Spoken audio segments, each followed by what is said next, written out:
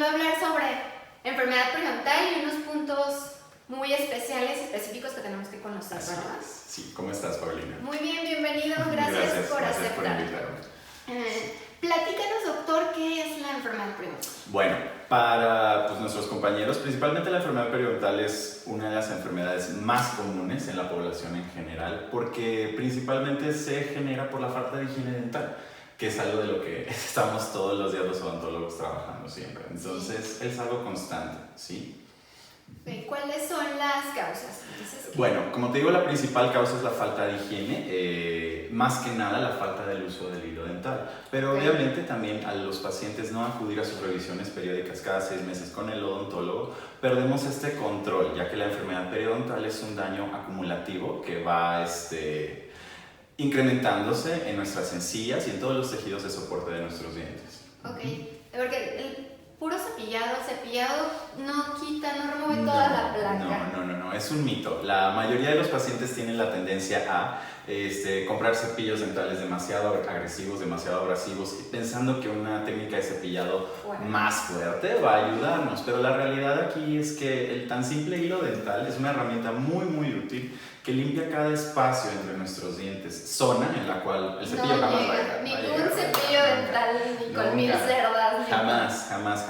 Aunque hoy en día, por ejemplo, tenemos ciertos dispositivos como pequeños dispositivos de aire a presión que nos ayudan a limpiar esos espacios. Como el Waterpik o como el Airfloss de Philips también, ese es de aire comprimido con agua. Pero yo considero que el paciente puede ahorrar un poco más usando un hilo dental. Y aparte el hilo dental, siempre le comento a mis pacientes que le da una relación más íntima con su cavidad oral para poder conocer todas estas zonas, las cuales necesitan mayor cuidado. Sí, porque la enfermedad periodontal inicia exactamente entre los dientes. Y también las caries, ¿no? Dejamos ahí. Exactamente. El primer signo que podemos ver como pacientes es el sangrado. Regularmente estamos acostumbrados a que la encía sangre y es muy común cuando el paciente llega a nuestra clínica: doctor, a mí me sangra cuando el cepillo es nuevo, me sangra cuando me lastimé un poquito con el hilo, pero la realidad es que está sangrando porque la encía es un tejido demasiado vascularizado, es un tejido ricamente irrigado sanguíneamente, entonces tiene una respuesta increíble. Entonces cuando acumulamos placa dental, la primera señal va a ser el sangrado. Nuestra encía nunca debe de sangrar. Ese es el punto más importante. Es la gingivitis, ¿no? Es el inicio, cuando se cepilla, pi rojo cuando escupí la pasta. Exactamente, o cuando mordí una manzana, o a veces incluso me dicen, me acosté boca abajo y me levanté con las manos con sangre y los labios con sangre. Y ya estamos hablando de una inflamación muy severa. Así empieza. Si en ese punto no se atiende, la gingivitis empieza a avanzar.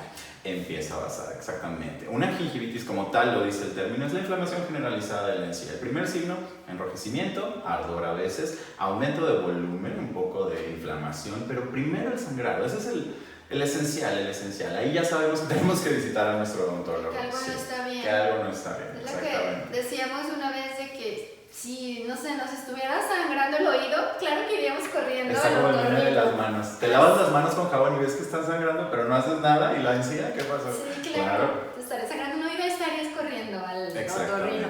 Lo mismo, es de gravedad y hay que atenderse. Es de gravedad y lo más importante es que es progresiva. Es progresiva y así como la caries, muchos de sus síntomas y signos son silenciosos y no nos damos cuenta. Siempre también les digo a mis pacientes, cuando ya duele es que ya avanzó, no tiene que esperarse a que duela. Claro. Entonces ese es el verdadero problema, porque puede durar años un paciente con enfermedad periodontal y ir acumulando daños cada vez mayores, los cuales pueden resultar en la pérdida del órgano dental. Sí, es totalmente silenciosa. Exactamente. Y ya sabes que el paciente se adapta. Entonces, pues tendemos a hacer un poquito de desidia a veces, porque no siempre vamos a sangrar, o sea, el sangrado a veces viene, va a depender de los estadios. Y después de la gingivitis, entonces el hueso y la encía empiezan a retroceder. No todavía. Primero, al inflamarse la encía ocasiona algo que se llama pérdida de inserción. La pérdida de inserción es que literalmente nuestra encía empieza a desprenderse de la superficie del contorno del diente. Al pasar esto, ya permite el paso de los patógenos, de todas las bacterias, ahora sí al hueso. Sobre todo el ligamento periodontal. Exactamente. Al desinsertarse la encía, se forma un bolsillo, se forma un espacio que cada vez va teniendo dimensiones más grandes para acumular cada vez más y más bacterias. Empieza a contaminarse la raíz. Literalmente la raíz. Y al acumularse todo esto en la raíz, ya las toxinas bacterianas empiezan a ocasionar que nuestro mismo cuerpo empiece a acabar con nuestros tejidos de soporte. Aquí ya es cuando la gingivitis cambia a ser más como una enfermedad autoinmune, porque se empieza a ver toda una desregulación de nuestro sistema de defensas y, por ejemplo, las células, los osteoblastos, dejan de funcionar y empieza a haber una actividad más de tipo osteoclástica, empieza a acabarse el tejido de soporte, que es cuando empieza el diente a tener cierta movilidad, que nosotros calificamos de grado 1, 2 o 3, que es la más severa, ¿sí? Ese es el problema aquí, empezamos a perder todo el sostén de nuestros órganos dentales. Exactamente. Y posterior a eso ya hay una pérdida, o sea, hay una pérdida ósea, exactamente. Primero esta pérdida ósea, si nosotros la vemos radiográficamente, puede iniciar con defectos angulares, oblicuos, pero cuando ya pasa un estadio de cronicidad van a ser defectos más horizontales que no nos van a permitir regenerarse. A veces podemos regenerar los tejidos perdidos, pero si la enfermedad avanza de manera agresiva, muchas veces no vamos a poder regenerar. Que ya está el diente casi agarrado de la puntita, o sea, ya exactamente. Pues, ya no son casos muy extremos, pero los hay. Sí, y los pacientes normalmente sí los notan, empiezan a decir, es que me veo los dientes más largos. O sea, eso de ver los dientes más largos, pues es que se está viendo la raíz. Y lo curioso es que piensan que lo vamos a solucionar con blanqueamiento, porque la raíz es súper amarilla, ya que el color del cemento es de ese tipo. Entonces, vienen los pacientes más que nada por razones estéticas, en vez de saber qué es lo que en serio está sucediendo aquí. Exactamente. Sí, entonces todo ese acúmulo son las causas. Me decías que la placa... La placa va a ser siempre el factor inicial, pero puede haber una combinación de factores, como por ejemplo el estrés, que va a causar ciertos otros daños, las enfermedades crónicas, tanto como la diabetes, la presión arterial elevada, van a causar que se agrave mutuamente entre ellos. Entonces, el paciente debe estar en un constante control. La enfermedad periodontal también se vuelve una enfermedad crónica y se vuelve un problema autoinmune, como te comentaba ahorita. Sí, y si por ejemplo el paciente tiene diabetes, tiene hipertensión, debe estar controlado con su especialista y aparte con un periodoncista. Y debe haber un contacto entre ambos, siempre. Porque muchas veces al tratar al paciente vamos a tener que primero revisar la medicación de nuestro paciente, aparte obviamente revisar sus estudios completamente, y eso tenemos que checarlo con su médico de cabecera. Claro, porque siempre. Aunque esté controlada, por ejemplo, la diabetes, lo que me comentabas, y no está controlada periodontalmente, es un ciclo, no se va a controlar.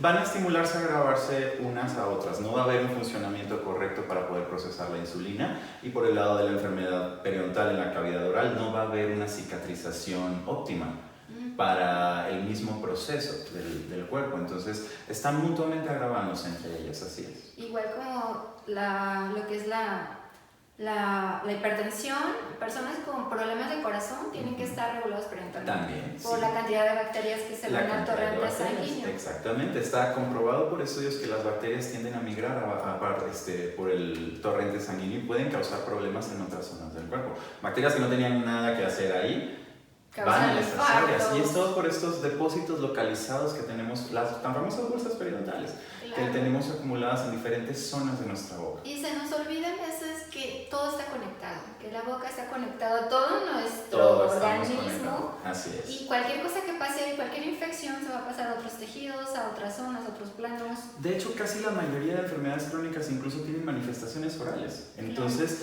es importantísimo tener esta interacción con los especialistas médicos generales o médicos especialistas de nuestros pacientes. Muchas veces nosotros tenemos el beneficio y la oportunidad de alertar al paciente de algún problema mayor que el paciente no tenía ni siquiera conocimiento. Entonces es muy, muy, muy importante conocer las características de salud como las características de enfermedad de en este caso, bueno, estamos hablando del periodonto, encía, hueso, raíces, todo. Sí, y en vez de el primer contacto del paciente puede ser un dentista, y ese dentista ya puede decir, pues a lo mejor tiene alguna enfermedad sistémica que no sabe la persona porque también son silenciosas.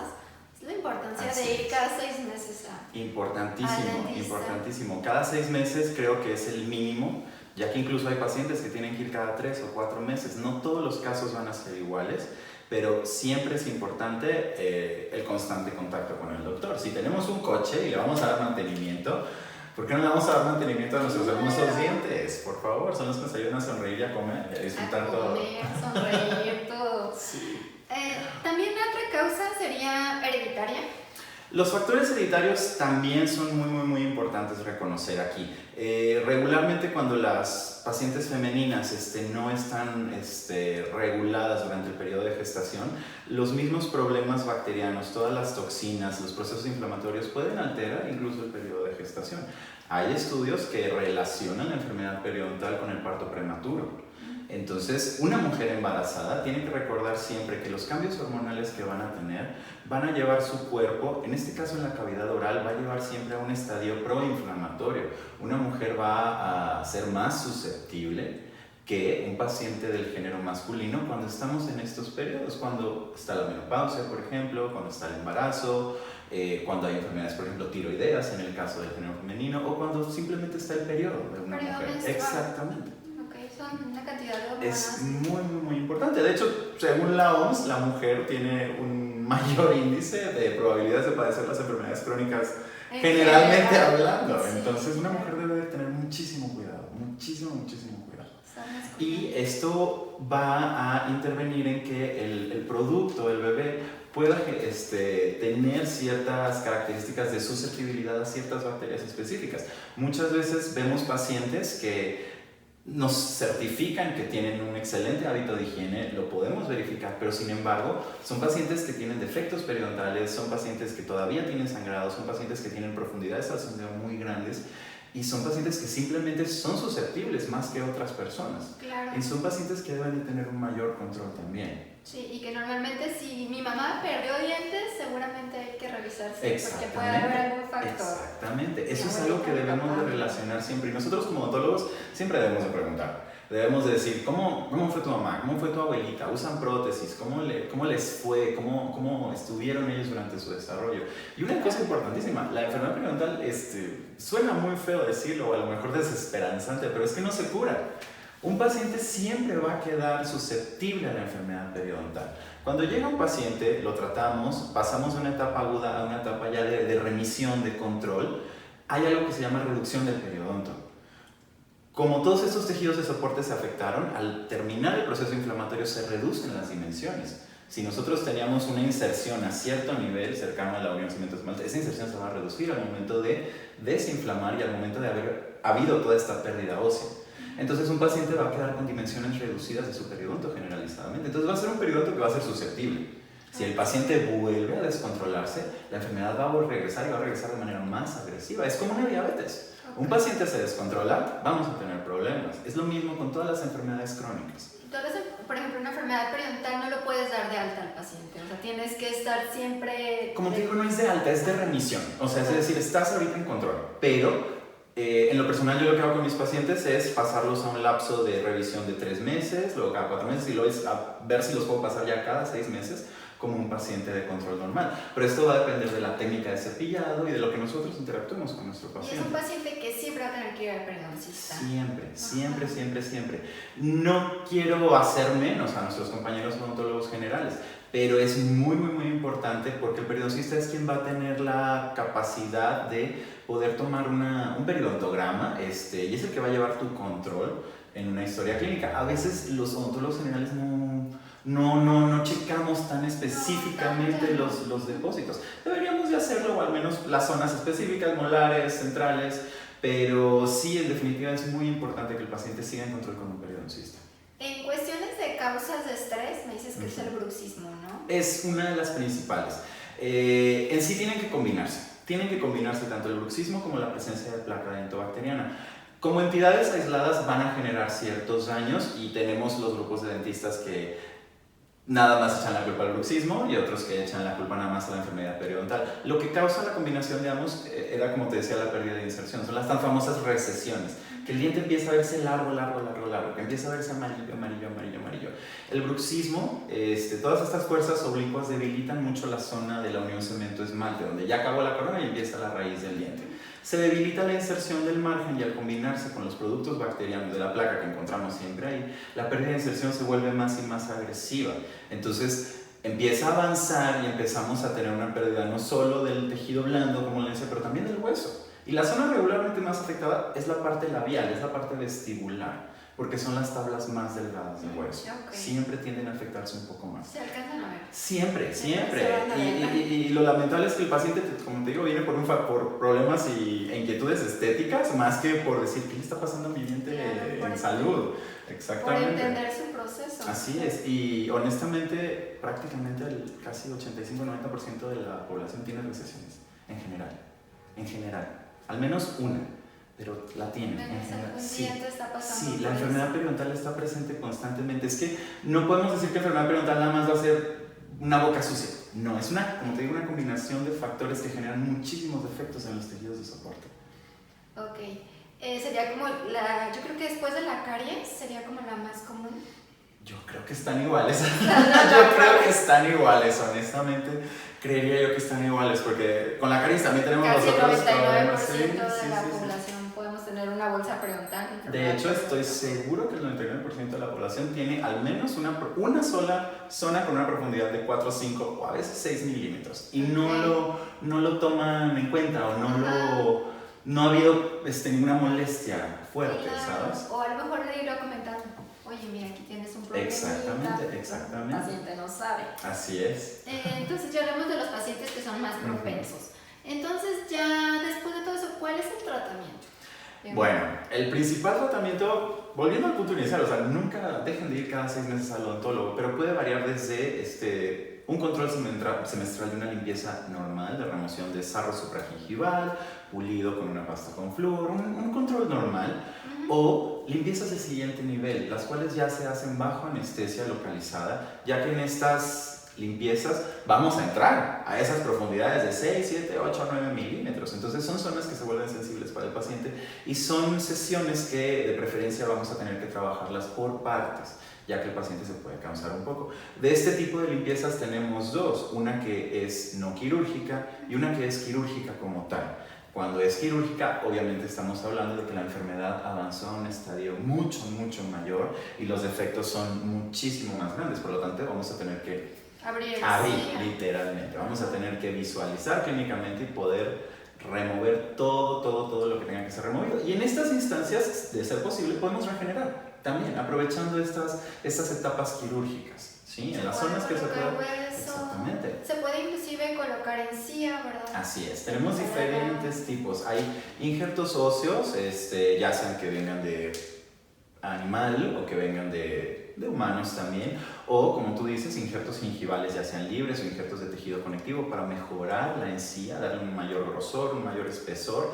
También el uso de ciertos materiales como membranas, matrices dérmicas, combinaciones de plasma sanguíneo, factores de crecimiento que nos van a ayudar a estimular mucho mejor la cicatrización. O incluso hoy tenemos las amelogeninas, que son el Emdogain, son simplemente enzimas que van a estimular, a señalizar a las células a producir mucho más rápido los tejidos de soporte, ligamento, hueso, cemento radicular. O sea, tenemos una gama de tratamientos increíbles el día de hoy. El detalle es que sea posible usarlo, ya que no todos los pacientes se va a poder usar todo. Sí, depende del caso, depende del caso, de los defectos, de la cronicidad, de su estado de salud. Y un factor muy importante también que quiero decir hoy, el cigarro, por favor. Eso sí, el día de hoy sabemos que podemos operar a todo tipo de pacientes, pero un paciente que fuma no. Un paciente con una enfermedad crónica, con una enfermedad viral, con algún estadio patológico, yo lo puedo controlar con su médico, con interacción, con comunicación. Pero el hábito, yo no puedo hacer nada. El problema del cigarro es que tiene un daño acumulativo durante los años que acaba con la circulación sanguínea en las encías. Entonces la respuesta de cicatrización del paciente es prácticamente nula. Lo que tú coloques, lo que tú injertes o lo que tú implantes va a perderse. Un paciente tiene que mínimo dejar de fumar 6 meses antes, como mínimo. Es algo difícil, pero si no, es un vicio que a veces no puede dejar. Es preferible no meternos ahí. De preferencia no toquemos ahí. Muy importante. El cigarro afecta a todo el organismo, hasta cáncer oral, mil cosas, cáncer de pulmón. No es bueno fumar. Así es, para nada. Y una cosa chistosa, al acabar con la circulación sanguínea, el paciente no presenta los mismos signos que presenta un paciente que no fuma. Como decíamos, el paciente que no fuma sangra, se inflama, puede presentar algo, ciertos síntomas. el paciente que fuma es raro su sangrado, no presenta una inflamación exacerbada, agudizada, es muy distinto, pero checas radiografías, haces sondeo y te encuentras bolsas periodontales profundísimas, te encuentras defectos óseos radiográficos, es muy distinto el paciente, entonces el paciente debe tener mucho cuidado con eso, no le va a dar las mismas alertas que un paciente que no fuma. Claro, es que... Súper importante recordar ese punto. Cuando vaya al dentista, decir todos sus hábitos. Exactamente. Igual el dentista se va a dar cuenta, pero es importante. Porque lastimosamente también el paciente, si fuma una cajetilla al día, va a decirte que fuma 3 cigarrillos. Claro, entonces, uno de vez en cuando. Uno debe de evaluar muy bien esto, sí, pero no, de consejo no se metan a regenerar o a tratar de trabajar un paciente si no ha dejado el hábito como mínimo 6 meses antes. Tiene que poner de su parte. Muchísimo de su parte, En cualquier rama creo que dependemos de los cuidados del paciente. Y lo padre de la periodoncia, lo que a mí me gusta de la periodoncia, es una especialidad de odontología que te va a ayudar a salvar tus dientes. Sí. Es que siempre ustedes se esfuerzan día a día en salvar el diente, que el diente no se pierda, haciendo todos esos tratamientos y no hay como tener uno de sus propios dientes, la verdad. Claro que sí, aparte, algo importantísimo, pierdes tu diente y vas a perder hueso. Una de las funciones importantes o alguna de las cosas más importantes que hacen las raíces es mantener la altura y el grosor del hueso, de los maxilares y la mandíbula. Hay muchas personas que, me duele el diente, quítamelo. No es así nomás, hay que quitarlo, voy a regenerar, voy a colocar un implante, ¿qué va a pasar ahí? Se va a colapsar. Sí, claro. Y a la hora de, ahora sí vamos a rehabilitar, vamos a hacer algo, ¿qué vamos a hacer?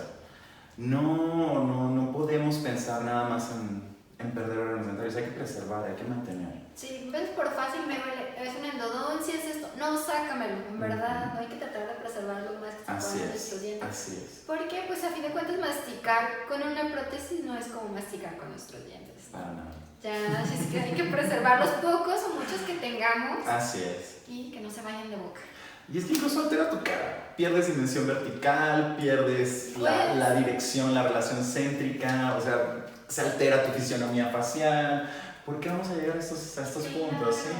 Sí, mientras se pueda preservar, hay que ir con los periodoncistas. Exactamente, eso es importantísimo. Pues muchísimas gracias por esta entrevista y enseñarnos tantas cosas. No, muchas gracias a ti por invitarme. Dejamos sus datos de contacto para que lo contacten al doctor aquí abajo, en la parte de abajo.